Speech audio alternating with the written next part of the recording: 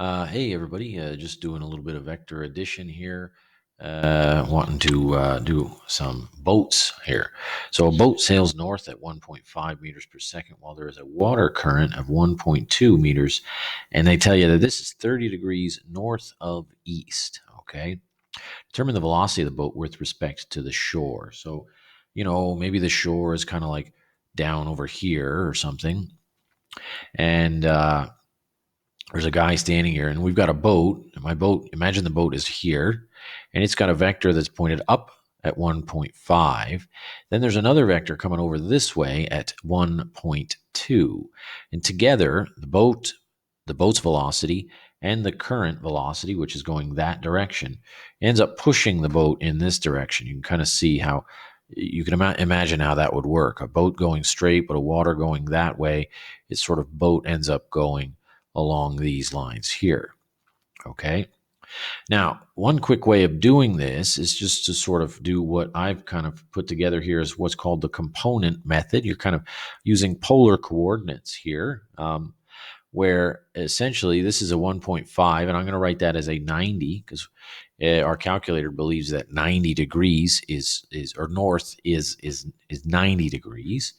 And then east is 0 degrees. So that would be this direction. But here it says that it's 30 degrees north of east. So what this means is it's kind of like you point east and then you sort of rotate a little bit 30 degrees up like that. And so that's your two velocities.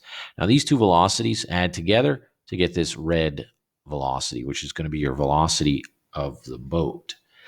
And I kind of tend to do it like this. I just take 1.5 sine of 90 plus 1.2 sine of 30. And what that does is it gives us the y coordinates of both of these white vectors here.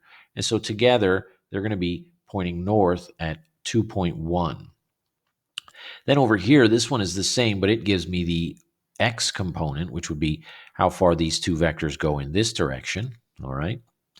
And then there we have it. The 1.2 and the 2.1 and the 1.3 are actually the lengths of this green and the blue vector. And now you can kind of see I have a right triangle here. That right triangle can be used to determine the velocity using the Pythagorean theorem here. So notice you've got the Pythagorean theorem, and this is going to be the length of the red vector.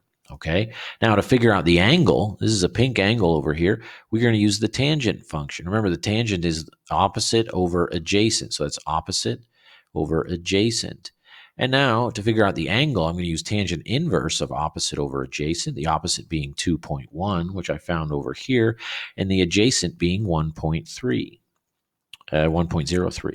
Type that into my calculator, I get about 64 degrees. And so as a result, that pink angle is 64. And it says the velocity with respect to the shore is 2.33 meters per second, and it's east 63 degrees north, meaning you're pointing east first, and you're pointed 63 degrees then north. Or you could write 63 degrees north of east. You could write it like that.